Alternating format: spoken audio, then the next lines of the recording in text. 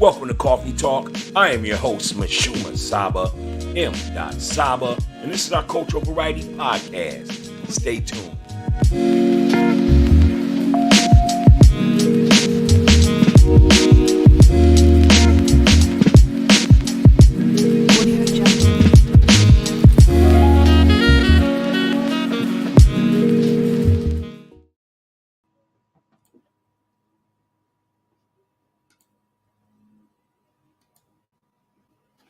Welcome to Coffee Talk Podcast, the Cultural Variety Podcast show. This is our Monday night cultural studies night where we honor and pay homage to our poets, authors, and ancestors.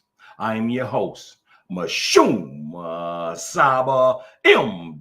Saba, and this is the Coffee Talk Podcast. Welcome to our show. Welcome, my good people. How are y'all doing this evening? We are in the middle of the year now. Yes, it's July 1st, 2024. Middle of the year. It's my favorite month. I got a birthday this month. Thank you. And a lot of my festivals and festivities that I like to attend are in the month of July. Give me one moment. Let me know if I'm echoing, because I'm echoing in the studio tonight. We need to correct that. So let me know. Leave that in the comments. If you hear me echoing, let me know. All right. But yeah, it's July 1st, man. There's a lot of festivities popping off that I look forward to in the Twin Cities here. In my hometown, we have Rondo Days, we have Rondo Block Party, we have Jazz Fest in Mears Park, as well as in the Rondo community, Selby Avenue areas. And that's wonderful, man. It's a great tradition that our city celebrates. I'm looking forward to that. Yeah, July, man. July gets hot, man. And I love it. I love it. Several friends and I were having a discussion the other day, and I had mentioned, being that I am a July child, right? July 22nd is my birthday. I had mentioned that it must have been like crazy to imagine my mother at 16 years old walking around in this heat with a 9-pound baby. You know what I'm saying? So definitely want to show love to my mom. Dang, it must have been hot, you know what I mean? Because July, you usually get the 90s and 100-degree temperatures, you know what I mean? No doubt. Yeah. But tonight is our cultural studies night. And again, this is where we like to pay homage to our people. And so that's what we do here. We like to give props, to our scholars, our authors, our poets, our doctors, our lawyers, our ancestors, our people. So that's what we do. We've been doing this for 3 years now. And this is a night where you can sit down and relax and escape the noise. You know what I'm talking about? You can definitely escape the noise. It's Monday. Mondays is typically a day of, for some people, day of getting over the weekend, whether you're doing family outings or entertainment, whatnot. And you want to get over it. So when Monday comes, you're trying to get reorganized, you're stressed and all that. So what we are here to do is to take a little bit of stress off you for the next 35, 40 minutes here at the Coffee Talk Podcast. That's what we're here for. Let me know, how was your weekend? What did you do Friday? What did you do Saturday? How are the children? Again, we are a show that definitely encourages reading. And I like to say that we are the baby of LeVar Burton and Mr. Rogers. You know what I'm saying? If you don't know who those characters are, look those characters up or ask your older heads and your parents about them. But we are the baby, or should I say, Yeah, that's fine to say that. We can call ourselves baby. You know what I mean. There's so many babies. But we are the babies of that type of show where we like to encourage reading. Statistically, they say that a lot of our children don't have over a third grade reading level, so we definitely want to be fighters in that cause. You know what I mean? So this is one of the reasons why we had cultural studies night on Sunday and Mondays. We definitely so what I was getting back to is that this is a night where you can actually just come in, you and the family sit down together, and just listen to some good podcasts, something to get you away from all that negative energy and noise. All right. All right. So tonight we got a good show lined up, but if this is your first time tuning into the show, we never start the show without giving you the wise words as well as the flavor. That's right. Wise words and flavors like the cream in the coffee, thus Coffee Talk Podcast. You get it? So we're going to give you the wise words as well as the flavor. So tonight's flavor, I don't know what y'all sipping on. Whatever you're sipping on, we love it. But tonight's flavor is natural spring water. That's right, natural spring water. Why natural spring water on a nice warm day like this? Well, you want natural spring water because it provides hydration. It also provides mineral intake such as calcium, magnesium, potassium. These are different elements that help the body function. So you definitely do that while you're at the gym right now, getting your workout on, ladies, men, as y'all is walking around the lakes or whatever, biking, hiking, doing what you do. Make sure you get the natural spring water. And then third benefit of drinking natural spring water is it helps with the blood pressure regulation. So it helps you with that. You know what I'm saying? And most importantly, it hydrates you, like we stated. So tonight's flavor is natural spring water. What are y'all drinking on? What are you sipping on? Whether that be water, wine, a smoothie, a latte, a coffee, a beer, whatever. Come on in, kick your feet up, and welcome to the show, Coffee Talk. We happy to have you. No doubt, no doubt. Again, this is Cultural Studies Night. Got a big show lined up. Now, next is the wise words. Again, we never start the show without giving you the flavor as well as its wise words. So wise words are just affirmations of positivity for our viewers. We have we have a broad age group of viewers, from 21, actually 18 to 65, and each viewer comes to our show 3 times a week to get their flavor. You know what I mean? But tonight's wise words is from a movie director. Your parents, myself, other people done seen all of his movies.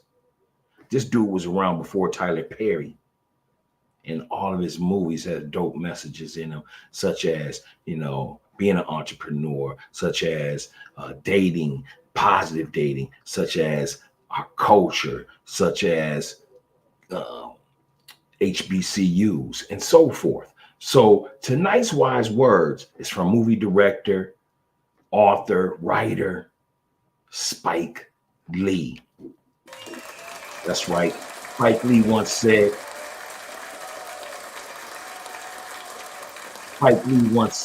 power is knowing your past. I'm going to say that again. Power is knowing your past. Power is knowing your past. Those are the wise words of Spike Lee. So do anybody want to dive in and talk about tonight's wise words? Let's give a few minutes to that. Before we go into the show, I'm just checking the comments. If you're there watching us, go ahead and hit the like button. Make sure that you hit the notification so you don't miss no shows. Make sure you share. Definitely hit the like button. Let people know Coffee Talk Podcast is on. And yeah, you can check us out right now, man. Put the phone down. Go turn your TV on. Go to YouTube. Go in there, type in Coffee Talk Podcast with Mishuma, M-I-S-H. By the time you get to H, you'll be seeing our show live in your living room kitchen, bathroom, wherever you got TVs at, boss. You know what I'm saying? You'll be checking us out, Coffee Talk Podcast, where you can get the flavor 3 days a week. Yeah, so what are y'all's thoughts on Spike Lee's wise words this evening? Power is knowing your past. Well, one of the things I would like to say is that when I think about my past, I get power from it because I oftentimes get to reflect and I channel myself back to that situation where I'm actually looking at the situation and I'm learning from the mishap. You know what I mean? From the situation that occurred, why it occurred, why I may or may not had to do it. You know what I'm saying? Under whatever circumstances, good or bad, you know, I like to reflect on those things years later. And so when you reflect on those things in your past, whether that be 5 years, 10 years, 15 years, 20 years, it's giving you power. It's giving you power because you made it out of whatever situation it may have been, good or bad, or you may have elevated from where you once was. And now look at you now. You know what I'm talking about? So power is in knowing your past because you can take that experience and provide it to others, man. You know what I'm saying? And that's just how we're supposed to do it. We're supposed to pass along tradition like water drops on seed. If you want it to fertilize, if you want it to grow, we have to pass information. We can't get drunk and stupor over the information, but we definitely have to give information, you know,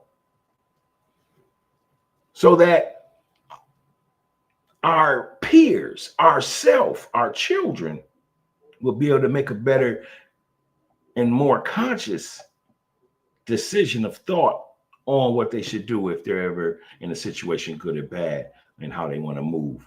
You know what I mean? So tonight's wise words by Spike Lee is power is knowing your past. Go ahead and let me know what you think of Spike Lee's wise words. Power is knowing your past. Leave it in the comments. Go ahead and leave it in the comments. Again, when you're there, hit the like button, share.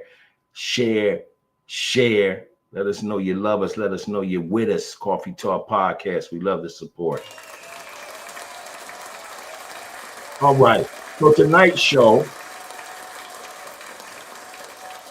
is we're going to have a poem at the end by writer, poet, Jamaican, Claude Mckay. That's right. His name is Claude Mckay. Every time I think of the word Claude, I think of Martin in the movie Life when he played the character Claude. You know, I thought that was kind of funny. But this poet writer, his name is Claude Mckay, and he was born September 15th, 1890. And he went to the Essence on May 22nd, 1948. Again, he was a Jamaican. His born name is Festus Claudius Claude Mckay. And again, he is a poet and a writer. He attended Kansas State University, as well as Tuskegee University. Big shouts out to the HBCUs out there. And you know what? Instead of saving that poem for the end, I think we'll just go ahead, since we had such a great introduction here, let's just go ahead and go right into the poem. This poem is titled The White City.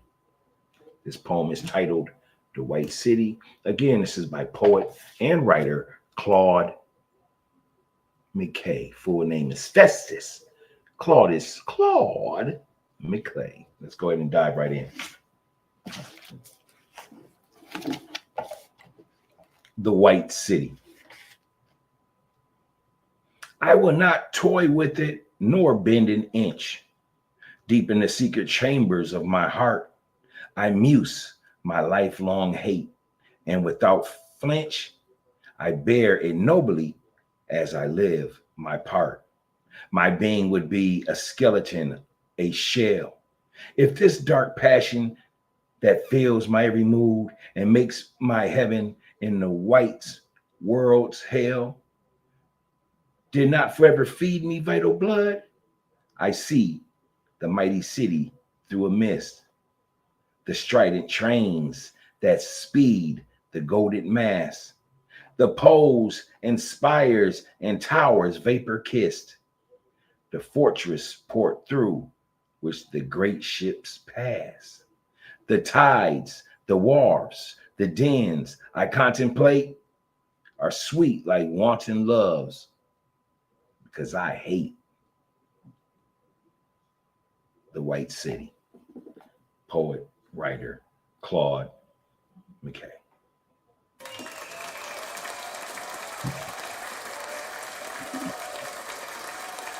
What is your thoughts on that poem? What did you get out of that? You know, what did you think he was mentioned as he ended with all of those things he mentioned, and he said, I contemplate are sweet like wanton loves, because I hate. So what is the word wanton being used as in that particular statement? I would say that the word wanton is a synonym used stating that people love all of those things he mentioned: the towers, the poles, the spears, the great ships. So you kind of get lost in a system that has provided injustice to you over the years. You know what I mean? So that's why he's finishing it with I hate. I would love to hear y'all's thoughts on the matter. Go ahead and leave a comment. Again, this is Coffee Talk Podcast, our cultural studies night on Monday here. I want to read the poem one more time. I believe it's a great poem, and plus more people are popping in, more viewers. If you're popping in, you know how we do. This is our third season. This is Coffee Talk Podcast, and this is our cultural studies night. So tonight we are talking about a poem before we get to Napoleon Hill, but we're talking about a poem by a writer named Claude Mckay. And the poem is titled The White City. I'm going to do one more reading on that because I thought it was a joy. So let's go ahead and try it again. The White City. I will not toy with it, not bend an inch. Deep in the secret chambers of my heart, I muse my lifelong hate. And without flinch, I bear it nobly as I live my part. My being would be a skeleton, a shell, if this dark passion that fills my every mood and makes my heaven in the white world's hell did not forever feed me vital blood. I see the mighty city through a mist, the strident trains, the speed, the golden mass, the poles and speed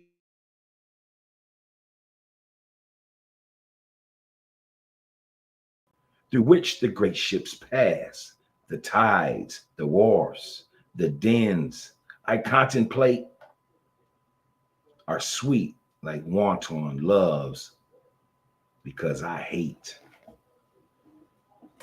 Again, that is a poem of Claude Mckay. Leave your comments. Let us know what your thoughts are. This is Coffee Talk Podcast. Yeah, that poem's called The White City. What do you think that brother was talking about at that time? Now, remember, as you leave your comments, that Claude Mckay was born September 15th, 1890, and he went to the Essence May 22nd, 1948. You know what I mean? Brother attended Tuskegee University and Kansas State University. For those of you that are interested in checking out some schools, you definitely could do an online tour. If you're not doing nothing on this Monday evening, go online to my students and young adults. Go online, type in Tuskegee University or Kansas State University. Take a little online tour. Reach out to one of the administrative staffs if you want to try to set up a visit in the physical form. So that's what we do here at Coffee Talk Podcast, man. We try to give you flavor. And like I said, we taking you away from the negative. What have you done all day here? Negative shit. What did you do all day when on Facebook saw some negative shit? What did you do at work? Gossip, talked about negative shit. What did you do after that? You went somewhere, ran into people, or you had road rage or whatnot, which was all some negative shit. You know what I mean? So now you're home. Now you're relaxed. And me, I would encourage you to get you some flavor. I don't care if it's a water, wine, smoothie, coffee, latte, beer, whatever fix your boat. You know what I mean? And relax and enjoy the show. Coffee Talk Podcast.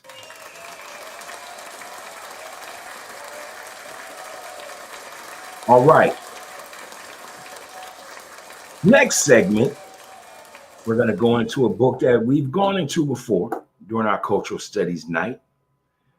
This book is by author Napoleon Hill, and this book is titled Think and Grow Rich and the Law of Success. You know, the chapter or the page we're going to be discussing, or the topic, is called Self-Confidence Formula. That's right. I'm going to say it again. Self-Confidence Formula. And so let's go ahead and jump into that. If you're still with us, cool. This is not a long read. I think this is 2 minutes, maybe 3 at the most. And then we definitely will open the floor for dialogue. So definitely hit the like button. Definitely let us know you're here. Let us know. Peace, salam, how you doing, greetings, whatever. Leave it in the comments. Let us know. Thank you for supporting the show. We back. It's the 3rd season, episode 2. All right. Self-confidence formula. First, I know that I have the ability to achieve the object of my definite purpose in life. Therefore, I demand of myself persistent, continuous action towards its attainment. And I here and now promise to render such action. Number 2, I realize the dominating thoughts of my mind will eventually reproduce themselves in outward physical action and gradually transform themselves into physical reality. Therefore, I will concentrate my thoughts for 30 minutes daily upon the task of thinking of the person I intend to become, thereby creating in my mind a clear mental picture of that person. Third, I know through the principle of autosuggestion, any desire that I persistently hold in my mind will eventually seek expression through some practical means of obtaining the object back of it. Therefore, I will devote 10 minutes daily to demanding of myself the development of self-confidence. Got to have self-confidence, people.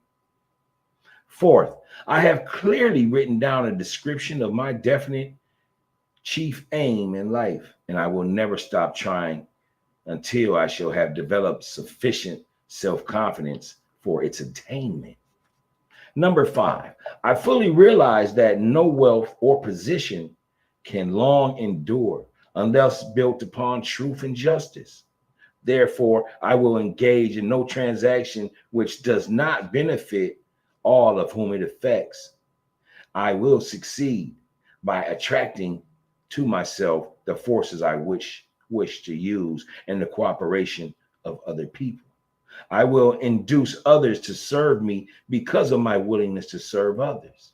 I will eliminate hatred, envy, jealousy, selfishness, and cynicism by developing love for all humanity, because I know that a negative attitude towards others can never bring me success. I will cause others to believe in me because I believe in them and in myself.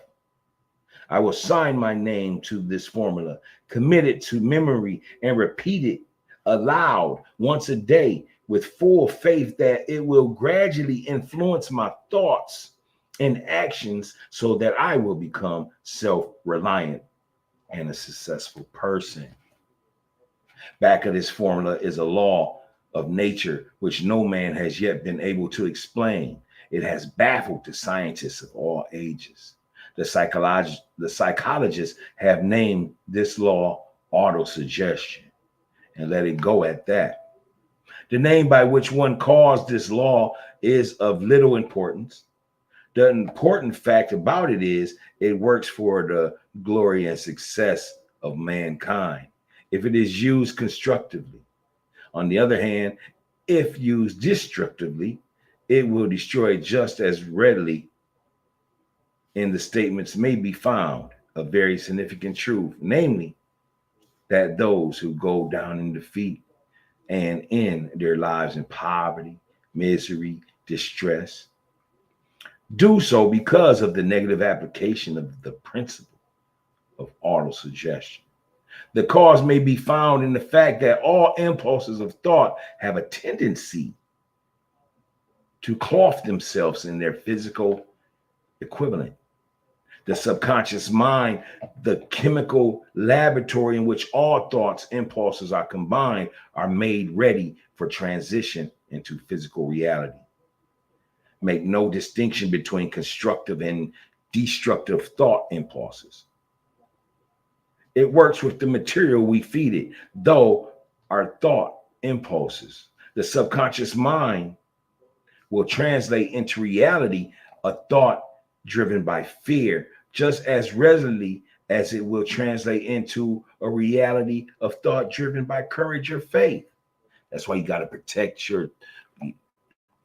protect what you breathe in or breathe in. You know what I mean? When you're around negative energy or listening to negative music or watching negative people or watching this negative stuff on these social media campaigns, you know, you have to be conscious of what you feed in your mental. Is basically what we're saying. And this is what Napoleon Hill's saying. Let's continue. The pages of medical history are rich with illustrations of cases of suggestive suicide.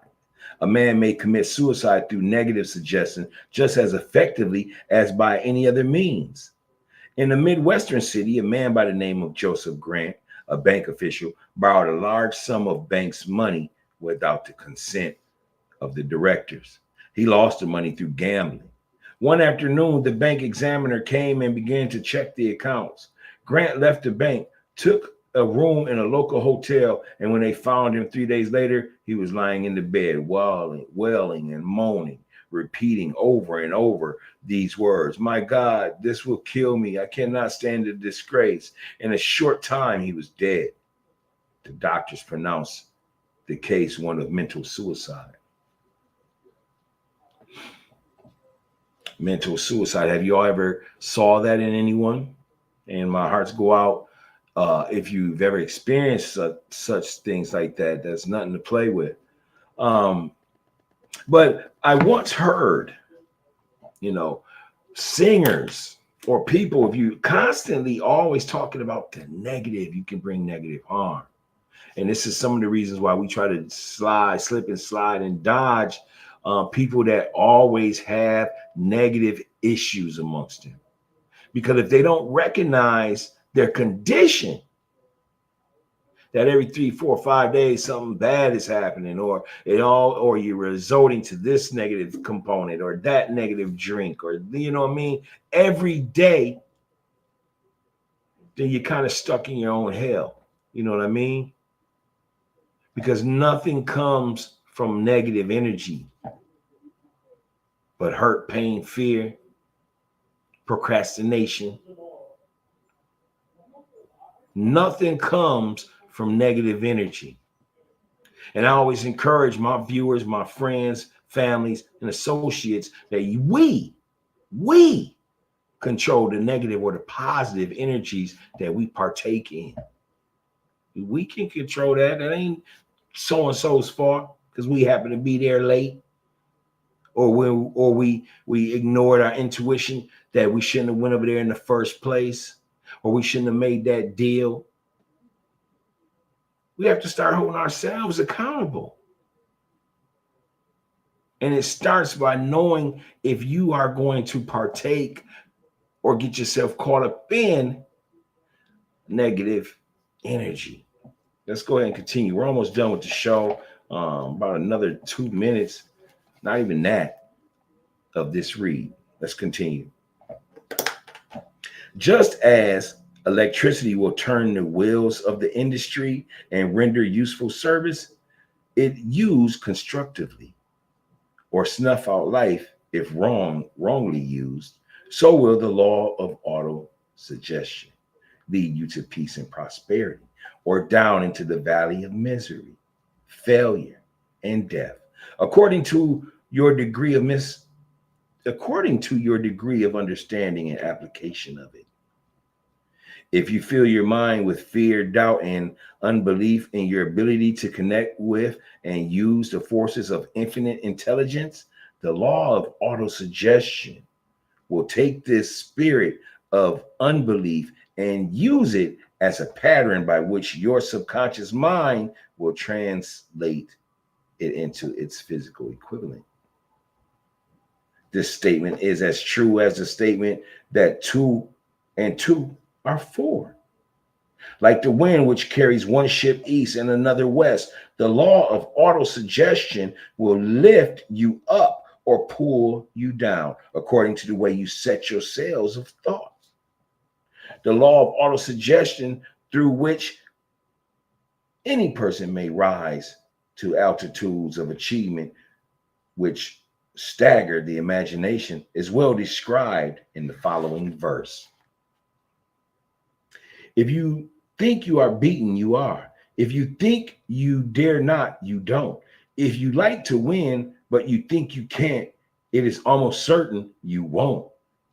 If you think you'll lose, you're lost. For out of the world we find success begins with a fellow's will. It's all in the state of the mind. If you think you are outclassed, you are. You got to think high to rise. You got to be sure of yourself before you can ever win a prize. Life's battles don't always go to the stronger or faster man, but soon or late, the man who wins is the man who thinks he can. Observe the words which have been emphasized, and you will catch the deep meaning which the poet had in mind. Somewhere in the makeup, perhaps in the cells of your brain, there lies sleeping the seed of achievement, which, if aroused and put into action, would carry you to heights such as you may never have hoped to obtain. Just a master musician may cause the most beautiful strains of music to pour forth from the strings of a violin. So may you arouse the genius which lies asleep in your brain and cause it to drive you upward to whatever goal you may wish to achieve. Abraham Lincoln was a failure at everything he tried until he was well past the age of 40. He was a Mr. Nobody from nowhere until a great experience came into his life, aroused the sleeping geniuses within his heart and brain, and gave the world one of its really great men. That's up for debate. That experience was mixed with the emotions of sorrow and love. It came to him through Anne Rutledge, the only woman who he ever truly loved. It is a known fact that the emotion of love is closely akin to the state of mind known as faith. And this for the reason that love comes very near to translating one's thought impulses into their spiritual equivalent. During his work of research, the author discovered from the analysis of life work and achievements of hundreds of men of outstanding accomplishment that there was an influence of a woman's love backed of nearly every one of them. The emotion of love in the human heart and brain creates a favorable field of magnetic attraction, which causes an influx of the higher and finer vibrations which are afloat in the ether. We're going to stop right there. Because as you know and we know, we done talked about a lot of this. especially if you're building with the gods and earths out there. How about that magnetic attraction? You know, but it also talks about here how having that good woman behind you, having that good woman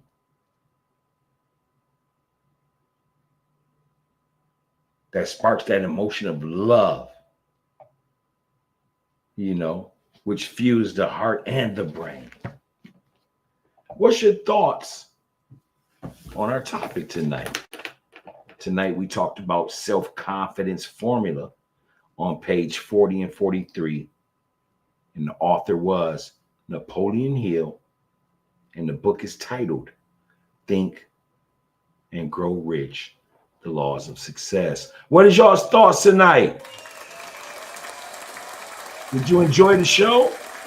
Told you, man, we wasn't going to bite you, right? We wasn't going to bite you. And we definitely want to take you away from the city, away from the loudness, away from the stagnation that keeps us, you know, stuck on stupor as it's designed to do. But as we get ready to get out of here for tonight, I want to give you some past works on poet and writer Claude Mckay. If you want to check out some of his past poems and past writings, he has 3 that come to mind. One of them is Songs of Jamaica, which was written in 1912. If We Must Die was written in 1919. And The Harlem Shadows. These are all poems of his great writings and work. That was written in 1922. Again, the author and the poet and the writer is Claude Mckay. All right.